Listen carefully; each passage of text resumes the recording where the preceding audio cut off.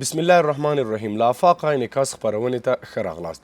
په وروستیو کلونو کې د امریکا د ولسمشر نامنظمو او د نړیوالو اصولو سره خلاف سیاستونو نړیوال بنسټونه له جدي پوښتنو او ننګونو سره مخ کړي دي. له اروپا او ګرینلنډ سره د امریکا چلند پر ایران د جګړې ګواښونه له اسرائیلو څخه بې قیده او شرطه ملاتړ او د افغانستان او وینزویلا په څیر هیوادونو پر وړاندې فشارونه او مداخلې یوازې د امریکا د متحدینو ترمنځ بې باوري نه ده رامنځته بلکې دې ته هم زمینه برابر کړې ده چې له دې څخه وروسته نړۍ د څو قطبونو پر لور لاړ شي او په هره سیمه کې یو هیواد ځواکمن وي او هغلته خپل سیاستونه وچلوي. اوس پوښتنې دا دي چې پر نړۍ د امریکا اوسني سیاستونو څه ډول اغیز کړی دی؟ د ډونالډ ټرمپ او امریکا غوښتنو او ګواښونو د خپلو متحدینو ترمنځ څومره بې باوري رامنځته کړي او نړۍ یې پر وړاندې ولې غلې ده؟ د انعکاس د نن ورځې په دې ځانګړي بحث کې پر همدې موضوع باندې تم کیږو او بحث او خبرې لرو. په همدې تړاو سره په خپرونه کې د اسلامي امارت پخوانی غړی ښاغلی سید اکبر آغا میلمه دی. سلامونه آغا صاحب، ستړي مه شئ، په خیر راغلی. په پیل کې دا راته وایي چې د امریکا وروستي ګواښونو او ځینو هیوادونو په اړه یې د نړیوالو اصولو سره خلاف سیاستونو څومره نړیوال نظم اغیزمن کړی دی؟ بسم الله الرحمن الرحیم. تاسو ته ستاسې اورېدونکو ته سلامونه وایم. مننه. نو زه فکر کوم که سړی وګوري د ټرمپ بله دوره هم تېره کړې ده د افغانستان په باب باندې، که وګورو په افغانستان کې شکست ټرمپ خوړلی دي او په هغه وخت کې چې د صلح دپاره دوی د دوحې دفتر تعیین کوي هم دا ټرمپ په وخت کې تعیین سو او کومه موضوع چې پای ته ورسېدله په هغه وخت کې کوم په مابینځ کې چې څه سره نشته سول هغه د ټرمپ په وخت کې و. خو بیا هم ټرمپ په هغه وخت کې راولاړ سو چې دی د خپلې دورې څخه خلاص په دا بله دوره کې بیا به دا وویل چې د افغانستان څخه هغه بل رئیس جمهور چې تر د مخه و هغه رئیس جمهور په عسکر راوایستل و. دا فیصله ټرمپ کړې وه. نو زه فکر کوم چې دی داسې یو خپل یو محکم ته دغه نه لري، تصمیم نه لري چې دی تصمیم ونیسي او هغه تصمیم تر سره پورې ورسي. ماښام یوه خبره کوي، سهار بل رقم خبره کوي. په اوسني حالات کې که سړی وګورو دا اول راتګ د دا خبره و چې په افغانستان کې به موږ د بګرام هوایي دغه نیسو. خو د بګرام هوایي اډه د ده په وخت کې د ده سره وه، د ولې په دوحه کې فیصله ورسره وکړله چې د اډې به ټول موږ خالي کوو. یو ته زور یې ووایي، فکر یې وکړي چې طالبان تر خپل تصمیمه نه تېرېږي او د طالبانو نور موږ ناکامه کړي یو، نو دغه اډې هم ورسره ومنلې چې هغه ټول اډې به موږ پرېږدو، د افغانستان څخه به وځو. نو رالو بیا چې دی اوس په هغه وخت کې د اډې ونه ساتلې چې په لاس کې وه، نو د اوسني حالاتو کې چې د بیا دا فکر ور پیدا سوی و چې افغانستان اډه به د بګرام اډه به زه نیسم. خو دا تاسې به اورېدلي وي چې هغه سادات په نامه باندې جنرال سادات هغه وایي ما د یوه امریکایي څخه پوښتنه وکړله چې تاسې خو دا ویلي وه چې موږ د بګرام اډه کال و دوه کاله وروسته چې طالبان راله موږ د بګرام اډې ته راځو. وایي دوی ویل چې یا موږ داسې کولی چې طالبانو باندې به تهدیدات وضع کړو او عدم تعامل به یې و، عدم رسمیت به یې دنیاوال به راپورته کړو، طالبان به نور دې ته راسي چې هغه زموږ خبره ومني. یعنې موږ په نرم طریقه باندې که څه ټرمپ دا ویلي وه چې موږ تیارې بیا یو هلته به کښېنو، هلته به یو سلاحي به راټولوو، بل څه به کوو بل څه به کوو. دا موږ دغه سره کړې وه چې په نرمه طریقه باندې به طالبان دې ته برابر کړو چې هغه زموږ سره دغه اډه ومني، د بګرام اډه. خو هغه چې موږ ولیدله زموږ دا خیال و چې طالبان به ډېر ضعیف وي، هغه چې موږ د دوی نظم و ډسپلین و د دوی ترتیب و تنظیم دا موږ ولیدي هغه ډېر قوي و. طالبان اوس په اوسني حالاتو کې په اقتصادي لحاظ باندې هم قوي شوله، په نورو لحاظو باندې هم قوي دي. نو هغه تمه موږ وشکېدله و، نور په افغانستان کې موږ مداخله نه کړو. دا چې وینزویلا موضوع چې وه چې دوی هلته حمله وکړله او په هغه وخت کې هم ټرمپ دا وویل چې موږ غواړو چې هغه افغانستان کې ماته خوړلې ده او دلته هغه ماته راوګرځو. او دا چې وه ډېره لرې خبره وه، ځکه چې د افغانستان موضوع هغه موضوع سره جلا وه، هغه کفار وه، د خدای پاک لارې ته نه وراجي. افغانستان کې چې ساده و کومک په اسلامي لحاظ باندې د مجاهدینو سره و دا سلسله وه په افغانستان کې چې و افغانستان غټ ملک و هغه کوچنی ملک و په نورو لحاظو نو دا سره جلا وه دا مثال وینا دا زما فکر باندې بې ځایه وه. دویم چې دوی په ونزویلا کې دوی مخ ته ولاړه دا دوی ته یو غرور پیدا سو چې ولا موږ په هر ملک کې دا کولی سو. بیا دوی د ایران موضوع راواخیسته. د ایران په موضوع کې هم 3-4 مطلبه درلوده. یو مطلب یې دا و چې د ونزویلا موضوع چې دی هغه د خلکو نظرونه او فکرونه د ملکو راواړي د ایران په طرف او همداسې کړل په نړیوال رسنیو کې دغه موضوع ډک کړه و دا نړیوال راواړي دغه موضوع ته د ایران موضوع ته یا دا معلوم کړي چې د ایران مورال څونه دی دغه پکښې وسي مظاهرې پکښې وسي په دغه مظاهرو باندې به موږ ایران مات کړو که بیا نه کړو مات. خو البته د ایران مورال ډېر قوي و. ایران په خپل ملک کې 40 کاله یا زیات 40 کالو کې د 40 کالو د پاچاهي کړې ده او ریاست یې کړی دی. یو ښه مرکزي دولت یې جوړ کړی دی. نوي د سپاه په نامه باندې پخوا دلته دغه نه وه پوځ نه و هغه یې جوړ کړي د ملک په سر باندې حاکمان جوړ کړل. هغه دا ایران چې وه تر هغه وروسته توغندیانې جوړې کړلې وه. دا دوی ته معلومه سو چې ایران موږ نسو نیولی. علاوه پر دې باندې دا هم فکر و چې روسان به څه ووایي چینایان به څه ووایي. هغه روسانو د ایران سره کومک شروع کړي توغندي یې ورکړلې وه. هر روزه به د روسانو غټه تیاره تلله په ایران کې پکښې نستل. دا ټول هغه مثالونه دي چې ټرمپ یې په 0 کې 0 ضرب کړي. نو زما فکر باندې اوس چې ایران څه دی شاته سوی دی او شاته دی دا د شرمېدو خبره ده چې دوی په دنیا کې وشرمېږي. اما لیکن دوی په شرم باندې نه دي چې موږ دغه کېږو. نو دا سلسلې سره به زما فکر باندې دا نور فکرونه هم د ده سولار سي چې د پلانکی دغه فکرونه چې دا لري دغه سیاستونه چې دا لري څومره نړیوال نظم اغیزمن کړی دی؟ نو زما فکر باندې دلته که سړی وګوري دا سیاستونه اول د په دې غلط دي چې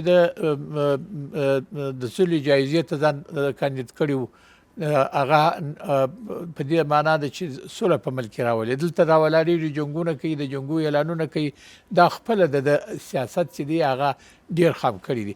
اما لیکن اوسني حالاتو کې د دنیا سیاست دوی ورقوي کوي. یعنې که اوس دی راولاړېږي سبا د ایران غږ کوي ما فکر باندې هغه روسان به سم ورته درېږي چینایان به سم ورته درېږي د اسیا مملکتونه به سم ورته درېږي. او دارنګه بعضې ملکونه چې د ده سره وعدې کړي وې زموږ همسایګانو هغه خپل په ملکو کې موږ خبر یو چې په خپلو سیاسي تنظیمو تر تهدید لاندې دي. نو زما فکر باندې دا ټول هغه دغه و چې دغه سیاستونو دې ته څومره لاره او زمینه برابره کړې ده چې نوره نړۍ ولاړه شي د څو قطبونو پر لور. مخکې به شرق او غرب و. اوس که چېرته دغه سیاستونه وګورو له دې څخه داسې ښکاري چې له امریکا څخه اروپا هم خفه ده ځکه هغه متحدین دي او هغه څه چې اروپا غواړي امریکا یې نه کوي. آیا فکر کوئ چې له دې وروسته هغه پخواني قطبونه چې ول چې یو یا 2 قطبونه ول هغه به له دې څخه وروسته ډېرېږي او هر یو به ځان ته خپل یو ځواکمن هېواد؟ زه فکر کوم چې سړی یو د سنوکي لوړ ولاړ شي. د افغانستان موضوع و چې دوی په افغانستان کې شکست وخوړي. روسانو ژوندي سو. روسانو په اوکراین باندې حمله وکړه. روسانو په اوکراین کې یوازې ده چې د ټرمپ مقابله وکړي د اروپا مقابله یې هم وکړه د ناټو مقابله یې هم وکړه او هغه یې هم مات کړ هغه یې هم شاته کړ. یعنې روسان دي اوس په اوکراین کې مخته روان دي. ډېر ځایونه نیولي دي. امریکا په دغه باندې ده چې هغه نیولي ځایونه چې دي هغه د روسان تور پاتې سي. نو زه فکر کوم چې داسې تغییر به اوس هم راسي. یعنې دا معنا چې ډېر ملکونه به د ټرمپ یا د امریکا سیاست هغه یو خام سیاست وبولي او د امریکا به داسې د قوي ملک په سترګه باندې به نه ورته وګوري چې امریکا یو قوي ملک دی. دغه ګواښونو ته په کتو چې د ایران پر وړاندې ټرمپ وکړل او وینزویلا ته په کتو چې هغلته مداخله وکړله د دوی پخواني سیاستونو ته په کتو چې په افغانستان کې دوی مداخله درلودله آیا اوس به دې ته زمینه یا لاره برابره کړي دوی چې په ګرینلنډ باندې عملا دوی برید وکړي او هغه ځای ونیسي او یا هم دا عملي کیدی شي دا د دوی خبرې؟ نه د فکر کوم په ګرینلنډ کې اوس ډېر مملکتونه د دوی مخالف دي.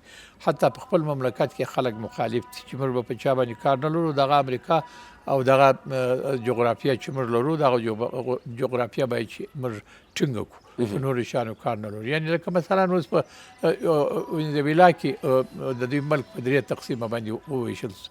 یو 2 په سل کې په دې باندې و چې ټرمپ ښه کار کوي، او 2 په سل کې په دې باندې و چې دا بد کار کوي، او 2 چې و هغه مخفي ناست کتلې چې کومه خوا درنیږي کومه خوا سره ملګري سو. نو هغه په دوی کې تقسیم رالی. نو زه فکر کوم چې په اوسني حالاتو کې به دنیا هم سره تقسیم سي. یعنې دا معنا چې هغه استعمارونه چې د استعمار چې د په ملکو باندې درلودي تر استعمار لاندې راوستلي و، هغه استعمار به خامخا د منځه ولاړ شي. نو زه فکر کوم چې دا خامخا د دوی په دغه سیاست کې چې قوي سیاست خلکو د قوي سیاست په سترګه باندې ورته کتله، هغه سیاست دوی ضعیف کړي. د ایران پر وړاندې د ټرمپ دغه ډول ګواښونه چې وسې کوي څومره په سیمه باندې اغیز کولی شي او په سیمه کې بېثباتي رامنځته کولی شي، د جنګ هغه ګواښ دلته ډېرولی شي؟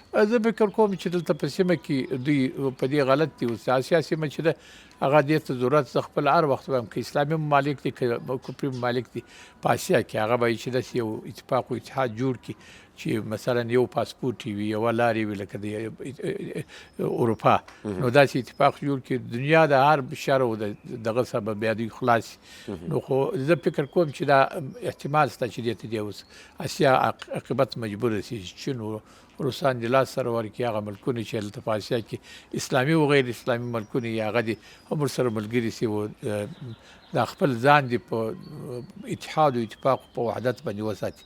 نو زړې که دې شان ته وګوري دا شان ممکنه ده. یعنې دا شان به د دوی د سیاست په وجه باندې د خام سیاست په وجه باندې خامخا راځي. ښه، ټرمپ غوښتل په ایران باندې برید وکړي. تاسو هم په خپلو خبرو کې ویل چې اوس دوی شاتګ کړی دی. عمده لامل او دلیل یې څه دی؟ آیا همدا چې دوی په دې پوهېدل چې دوی نشي کامیابېدی که نه نور سیاستونه هم دوی په پام کې ونیول؟ زما فکر باندې دلته ما 3 خبرې وکړې. یوه دا ما خبر وکړې چې ونزویلا موضوع صدر نظر اړوي و ایران ته و د ونزویلا حزم یې راوستي. نو هغه خبره زړه سوله. نو اوس هغه حزم چې یا دوی راولي یا نه راولي، لکه د ونزویلا اوس سرپرسته رئیس جمهور بولي چې بولي هغه تللې والته دغه راله خوشحاله راله.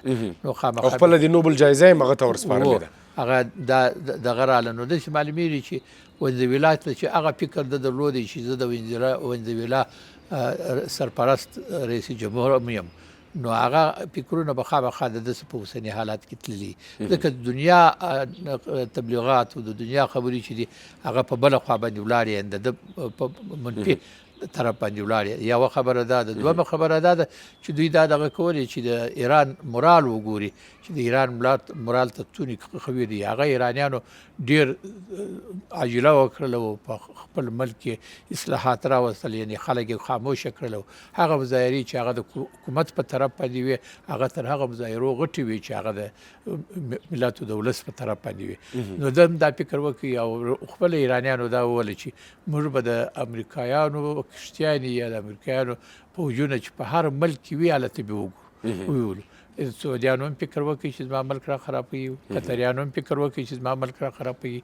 هغه خلک دي هغه چې نن ټرمپ په افغانستان کې 40 کاله دلته غریبیانو دغه وکړه، اکثره پیسې د سعودي دلته مستعملې دي. نو دا فکر یې وکړي چې ولا دا ملکونه راته ځي راته شاته کېږي او د ایران مورال خپله قوي دی. زه په ده دي یعنې حکومت یې د نه سم ورنړولی. روسانو هم د منطقې معلومات ته کوي چې منطقه زما په مقابل کې دریږي، په مخالفت کې دریږي که نه. خو موږ ته چې د مخه ما تا ته د مخه وویلې چې اوکراین چې دي روسانو ته موږ شجاعت ورکړي، موږ دلاوري ورکړي چې امریکایان مې مات کړه، دوی دلاور سول پر اوکراین باندې حمله وکړه.